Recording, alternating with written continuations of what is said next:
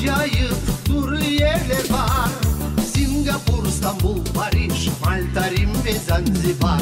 Onlar belki de dülber görünür sana, lakin ne gerek ayçı sen o güzel yerler bana. Kırım Tatarım ben, vatanım Kırım.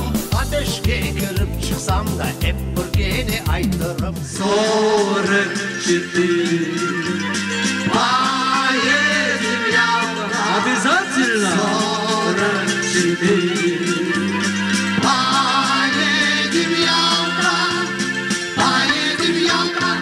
Будет там волна, что будет делать господа? Лап-тири-дам, тири-дам.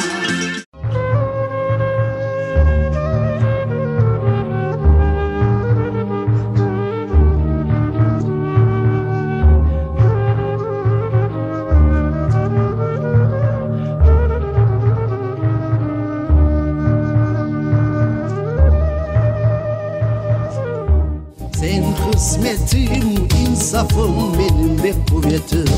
Nasıl dülbersin, dülbersin, dülbersin. Sensin, benim kanımda sensin, benim canımda sensin, dinim hanımda benim milletim.